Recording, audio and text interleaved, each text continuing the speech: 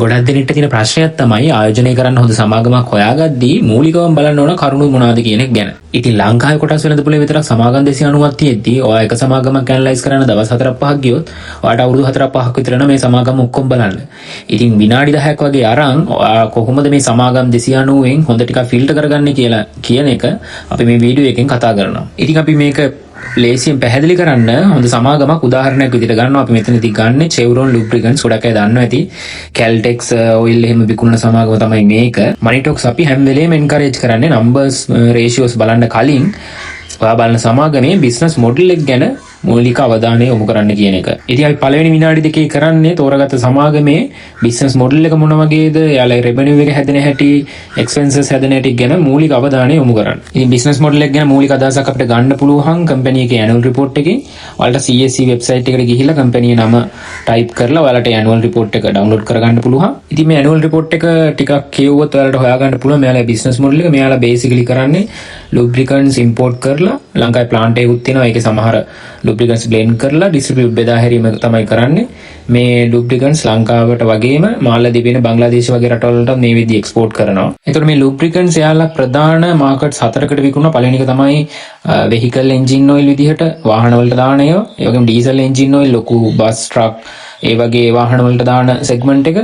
ඊට පස්සේ motorcycle scooters වගේ පොඩි 2 wheeler 3 wheeler වගේ වට තියෙන engine oil range එක විකුණනවා. අනිත් ප්‍රධාන segment එක තමයි industrial and marine lubricants. ඒ කියන්නේ නැව් වලට දාන lubricants වගේම industrial use එකට ගන්න machines වලට දාන lubricants උත් මෙයාලා sell කරනවා. ඊට අමතරව special products කියලා වෙනම පොඩි niche markets වලට විකුණන lubricants range එකකුත් තියෙනවා. එතකොට annual report එක බැලුවොත් ඔයාලට පේනවා මෙයාලා පටන් ගන්නෙම sustain leadership කියන concept එකෙන්. එහෙම නැත්නම් topic එකේ. කියන්නේ මෙයාලා market leader කියන එක තමයි මෙයාලා මේකෙන් කියන්න උත්සාහ කරන්නේ. ඉතින් අපි බැලුවා market share එක කොහොමද කියලා මේ industry එකේ. market share එකෙන් 45%ක් විතරම තියෙන්නේ Chevron Lubricants වල. ඒ කියන්නේ market leader කියන කතාව හරි. ඊට පස්සේ ලංකා IOC 120ක් වගේ තියෙනවා. Sipetco එකට 115ක් වගේ. ඊටු ටික Labs Lubricants ඒ වගේ සමාගම් අතර තමයි බෙදලා යන්නේ. දැන් කෙනෙක්ට හිතෙන්න පුළුවන් ඇයි මේ වගේ market share එක මෙයාලගේ revenue categories product markets ඒව ගැන හොයන්නේ කියලා. එතන මේකෙන් තමයි අපිට idea එකක් ගන්න පුළුවන් මේ සමාගමේ තියෙන competitive advantage එක එහෙම නැත්නම් moat එක මෙයාලට කොච්චර දුරට survive වෙන්න පුළුවන්ද කියන එක. මොකද උදාහරණයක් විදිහට ගත්තොත් දැන් මෙයාලගේ export market එකක් තියෙනවා. අලුතෙන් පටන් ගත්ත Maldives බංග්ලාදේශ වගේ. ඉතින් මේකෙන් මෙයාලගේ risk එක සෑහෙන දුරට manage කරලා තියෙනවා. මොකද ලංකාවට ප්‍රශ්නයක් වුණ කාලෙක අනිත් රටවල් වලින් එන income එකත් එක්ක ඒක manage කරගන්න පුළුවන්. ඒ වගේම එතනින් එක රටකට බලපෑමක් වුණත් තව රටවල් දෙකක income එකකින් survive වීමේ හැකියාව තියෙනවා. ඒත් එක්ක මෙයාලට තියෙන අනිත් වාසිය තමයි මෙයාලා හැම product segment එකම මෙයාලගේ තියෙන motor vehicle වලට තියෙනවා, ලොකු වාහන වලට තියෙනවා, ඊට අමතරව industrial oil. එතකොට මොකක් හරි market එකක sales වල drop එකක් වුණත් අනිත් market වලින් ඒක recover වෙනවා. අනිත් ප්‍රධානම දේ තමයි මෙයාලගේ distribution channel එක. මෙයාලට efficient distribution channel එකක් තියෙනවා ලංකාවම cover වෙන. ඒක ලොකු advantage එක මේ වගේ සමාගමකට. Coca-Cola වගේ සමාගමක් ගත්තත් එයාලගේ brand name එකට අමතරව එයාලට තියෙන ලොකුම advantage එක තමයි distribution channel එක. වෙන market player කෙනෙක්ට compete කරන්න බැරි level එකේ ගොඩක් efficient distribution channel එකක් තියෙනවා Coca-Cola Pepsi වගේ ආයතන වලට. business model එක analyze කරද්දී ප්‍රධාන බේද තමයි revenue sources වල තියෙන risk එක බලන එක. උදාහරණයක් විදිහට අපි මේ සමාගම බැලුවා. ඒත් එක්ක අපි තව උදාහරණයක් ගත්තොත් බැංකුවක් ගත්තා. එයාලගේ income එක sources ගොඩකින් තමයි හම්බෙන්නේ. loans වලට හම්බෙන interest income එක තියෙනවා. ඒ වගේම credit card වල fees interest ඒකත් වෙනම income එකක් විදිහට තියෙනවා. ඒ වගේම එයාලා දැන් කරන corporate services ඒ වගේ වෙන දෙන services වලට income තියෙනවා.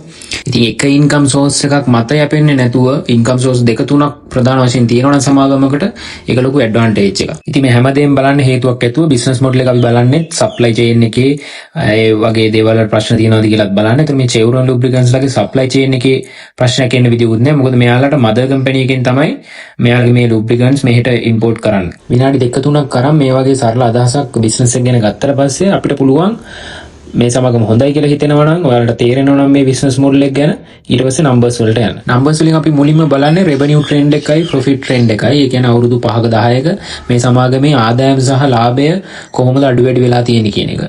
ආදායම් වෙනසක් නැතුව හැම අවුරුද්දෙම තිබිලාද නැත්නම් දිගට වර්ධනය වෙලාද? ඉතින් මේක ලේසියෙන් බලන්න පුළුවන් annual report එකේ තියෙන 10 year එහෙම නැත්නම් 5 year summary එකෙන්. මේ සමාගමේ revenue එක බැලුවොත් අකණ්ඩව 2015 ඉඳන් 2024 වෙනකන් වැඩිවීමක් තමයි පේන්න තියෙන්නේ. අවුරුද්දක දෙකක අඩු වෙලා එහෙම තිබ්බට සාමාන්‍යයෙන් බැලුව බැලමට අප් ට්‍රෙන්ඩ් එකක් තමයි තියෙන්නේ. ප්‍රොෆිට් එක බැලුවොත් 2015 ඉඳන් තිබ්බ ප්‍රොෆිට් එකේ ඉඳන් 2017 18 වෙද්දි අඩු වේගන ඇවිල්ලා ආයේ 2020 21 ඉඳන් රිකවර් වෙලා දැන් ආයේ 2015 තිබ්බ මට්ටමට වඩා වැඩි ප්‍රමාණයකට රිකවර් වෙලා තියෙන්නේ. ඔයාලට පුළුවන් මේ අඩු වැඩි වීම අවුරුද්දකට කොච්චර ප්‍රතිශතයකින් වුණාද කියලා සරලව ගාණක් හදලා බලන්න 100ට කීයකින්ද වෙලා තියෙන්නේ 110 ගාණේ අවුරුද්දකට වර්ධනය වෙලාද 120 ගාණේ ඒක ඔයාලට ඔයාගේ ඇනලිසිස් වලට ප්‍රයෝජනවත් වෙනවා. අපි ඉතින් ආදායම දිගටම වර්ධනය වෙච්ච එකෙන් අපිට දල අදහසකට එන්න පුළුවන් මේ සමාගමේ ප්‍රොඩක්ට් එකට අකණ්ඩ ඉල්ලුමක් තියෙනවා කියන එක. ලාභය ගැන බැලුවොත් සමහර අවුරුදු වල අඩු වැඩි වීම වෙලා තියෙනවා. ඒ වුණාට කොවිඩ් තිබ්බ කාලේදීත් මේ සමාගම ලාභ ලබලා දෙනවා. කිසිම අවුරුද්දක් පාඩු වෙලා නැහැ.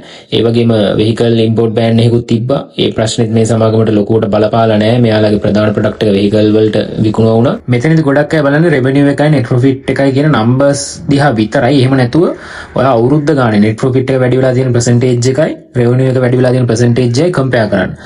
profit එක ආදායමට සාපේක්ෂව වර්ධනය වෙන්නේ නැත්නම් සමාගමේ මොකක් හරි efficiency වල එහෙමත් නැත්නම් වියදම් කළමනාකරණයේ දුර්වලතා තියෙන්න පුළුවන්. ඒ කියන්නේ හැම වෙලේම ආදායමට සාපේක්ෂව හෝ ඊට වැඩියෙන් profit එක වර්ධනය වෙලා තියෙන්න ඕන. numbers වලින් බලන්න ඕන පළවෙනි part එක revenue එකයි profit එකයි ඒක වර්ධනය වෙලා තියෙන percentage උයි අපි ඇනලයිස් කරා. ඊට පස්සේ අපි යනවා numbers වලින් බලන දෙවෙනි ප්‍රධානම දෙයට ROE එක. ගොඩක් දෙනෙක් ROE එකට ලොකු අවධානයක් දෙන්නේ නැහැ. ඒ වුණාට අනිවාර්යෙන්ම මේ ROE එක ගැන බලන්න. මොකද අපි හැමදාම කියන දෙයක් තමයි සමාගමකට අඩු තරමේ 15%ක ROE එකක්වත් හදාගන්න පුළුවන් වෙන්න ඕන. නැත්නම් ඉන්වෙස්ට් කරපු සල්ලි වලටත් ඒ සමාගම කරන්නේ අපරාධයක්. අඩුම තරමේ 10%ක් 15%ක්වත් රිටර්න් එකක් හදන්න බැරි නම් බිස්නස් එකක් වෙනුවෙන් මිනිස්සු සල්ලි යට කරන්න ඕනේ නැහැ. ඒ සල්ලි අපිට පුළුවන් බැංකුව වගේ දාලා ලේසියෙන්ම කිසිම අමාරුකින් තොරව 10%ක වගේ හොඳ FD රිටර්න් එකක් ගන්න. බිස්නස් එකක් කරනවා කියන්නේ අඩුම වශයෙන් 15%ක 20%ක රිටර්න් එකක්වත් හදන්න පුළුවන් වෙනවා. සමහර විට එක අවුරුද්දක් දෙකක් තියෙන්න පුළුවන් මොනවා හරි ප්‍රශ්නයක් එක්ක ROE එක රිටර්න් එක අඩු වෙච්ච අවුරුදු.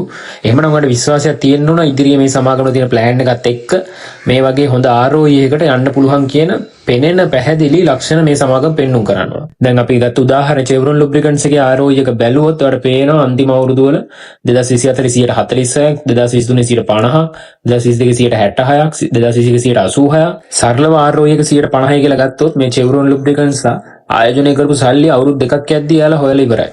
එතනින් එහාට එයාලට හම්බෙන සල්ලි නිකන් ෆ්‍රී කෑෂ් වගේ දෙයක් තමයි. මොකද ආයෝජනය අවුරුදු දෙකකින් රිකවර් වෙන ඉන්වෙස්ට්මන්ට් එකක් කියන්නේ මම හිතන්නේ සෑහෙන අඩුයි ඒ වගේ දෙයක් හොයාගන්න. නම්බර්ස් වලින් අපි ප්‍රධාන ඒරියාස් දෙකක් බැලුවා. දැන් අපි යන් තුන්වෙනි ඒරියා එකට. තුන්වෙනි එක තමයි ණය. එහෙම නැත්නම් ඩෙට්. ඉතින් මේ ගැන බලන්න අපිට ගොඩක් රේෂියෝස් තියෙනවා. සමාගමක් කොච්චර ණය අරන්ද, සමාගමක කොච්චර ණය තියෙනවද කියලා බලන්න රේෂියෝස් ඕන තරම් තියෙනවා. අපි මෙතනදී ප්‍රධාන වශයෙන් බලන්නේ debt to equity ratio එක. බැලුමට පේනවා මේ සමාගමේ debt to equity ratio එක 0.2කටත් වඩා අඩුයි. සාමාන්‍යයෙන් අපි කියන්නේ එකට වඩා අඩු නම් සාමාන්‍යයෙන් safe company එකක් කියලා.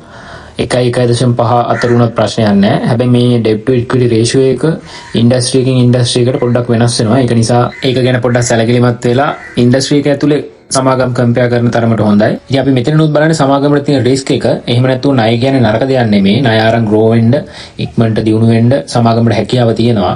ණය නරක වෙන්නේ ආර්ථිකේ නරක කාලෙදි විතරයි. ආර්ථිකයක් හොඳ කාලෙදි සමාගමකට ණය කියන්නේ දියුණු වෙන්න තියෙන ලේසිම පහසුම විදිය. මොකද අපිට අනාගතය විශ්වාස කරන්න බෑ. මොකක් හරි අනපේක්ෂිත දෙයක් වෙලා ස්වභාවික ව්‍යසනයක් වෙන්න පුළුවන්, යුද්ධයක් වෙන්න පුළුවන්, මොකක් හරි ප්‍රශ්නයක් වෙලා සමාගමට තියෙන ආදායමට ප්‍රශ්නයක් වුණොත්, රෙවෙනියු එක අඩු වුණොත් ණය ගෙවාගෙන යෑමේ හැකියාව නැති වෙනවා. ඒතකොට තවදුරටත් එන්නේ ණය මත පොලිය වැඩි වෙලා සමාගමේ ලාභය කරන්න තියෙන අවස්ථාව තමයි නැති වෙන්නේ. ඔහොම අවුරුදු ගාණක් දිගට යන්න වුණොත් අනිවාර්යෙන් සමාගමක් වැටෙන්න තියෙන හැකියාව වැඩි. අපි දැන් ඒරියාස් 3ක් කවර් කරා. අපි අවසාන වශයෙන් බලන්නේ සමාගමේ cash flows කොහොමද කියන එක. එතනනොත් operating cash flows තමයි අපි ප්‍රධාන වශයෙන් බලන්නේ. මොකද profit එක කියන්නේ accounting treatment එකකින් හැදෙන දෙයක්. එතන සමාගමේ මෙහෙයුම් වලින් හම්බෙන සල්ලි ඇත්ත වශයෙන්ම සමාගම ඇතුළට එනවද කියන එක ගැන idea එකක් අපිට ගන්න බෑ.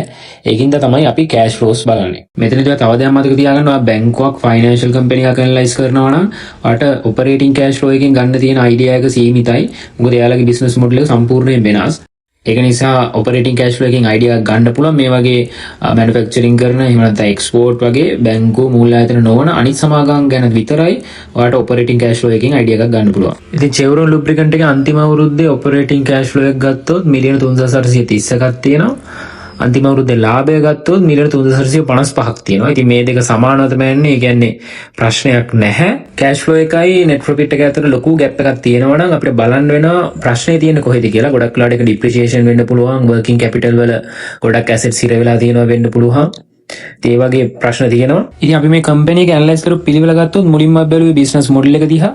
ඊට පස්සේ රෙවෙනියු එක, net profit එක, ඒ දෙකේ percentage wise trend එක බැලුවා. ඊට පස්සේ ROE, debt ratio එක, අන්තිමට අපි බැලුවා operating cash flow එක. ඉතින් මේ වගේ basic filtering mechanism එකක් use කරලා ඔයාලට පුළුවන් මේ සමාගම් වලින් හොඳ සමාගම් ටිකක් තෝරගන්න. එහෙම තෝරගත්තට පස්සේ ඔයාලට අවසානයේට සමාගම් 15ක් 20ක් එකතු වෙයි.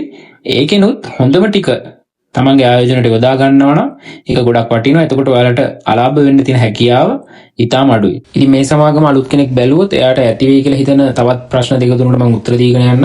මේ සමාගමේ net asset එක ගත්තොත් රුපියල් 35ක තමයි තියෙන්නේ. ඒ වුණාට මේ සමාගම අද විකිනේ රුපියල් 180කට විතර. ඉතින් එක්කෙනෙක් හිතෙන්න පුළුවන් නැත්නම් එක්කෙනෙක් ප්‍රශ්නයක් එන්න පුළුවන් net asset value එක මෙච්චර අඩු සමාගමක් නරකයි නේද කියන එක. අපි කලිනුත් අපේ group එකේ share කරලා තියෙනවා. net asset value එකෙන් විතරක් සමාගමක මිල තීරණය කරන්න බෑ. සමාගමේ හොඳකම තීරණය කරන්න බෑ.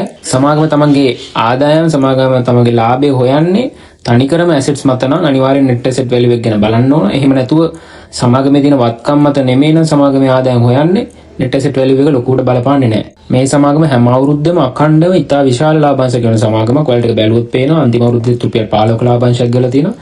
ඒකටත් එක හේතුව තමයි මේ සමාගමේ අයිතිය තියෙන පිටරට ආයතනයකට.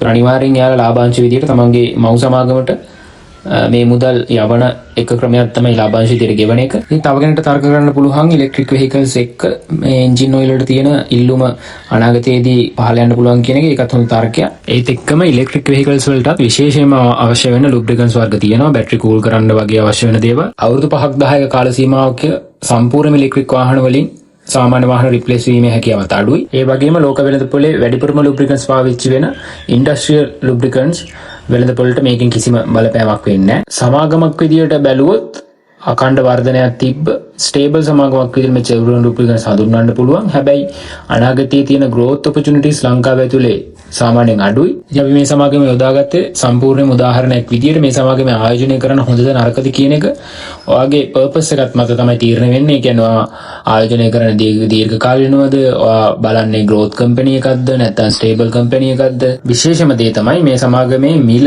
මේ සමාගමේ වටිනාකමට වඩා ගොඩක් අඩු වෙන මේ වෙලාවේ වෙළඳපොලේ තියෙන එක කියන එකත් ඔයා ආයෝජනය කරද්දී අනිවාර්යයෙන්ම බලන්න ඕන. අපි මේ වීඩියෝ එකකින් කියලා දෙන්න උත්සාහ කරේ සමාගම් ගොඩකින් හොඳ සමාගමක් තෝරගන්න බලන්න ඕන දේවල් ගැන. මේව සමාගම් කිහිපයක් තෝරගත්තට පස්සේ හරි මිලකදී ඔයා ඒ සමාගම මිලදී ගන්නත් ඕන. ඉතින් මිලදී ගන්න ඕන මිල තීරණය කරන හැටි ගැනත් අපි ඉදිරියේදී වීඩියෝ එකක් ගන්න බලාපොරොත්තු වෙනවා. Money Talks YouTube channel එකට subscribe කරන්න කියලා ඔයාලට ආරාධනා කරනවා.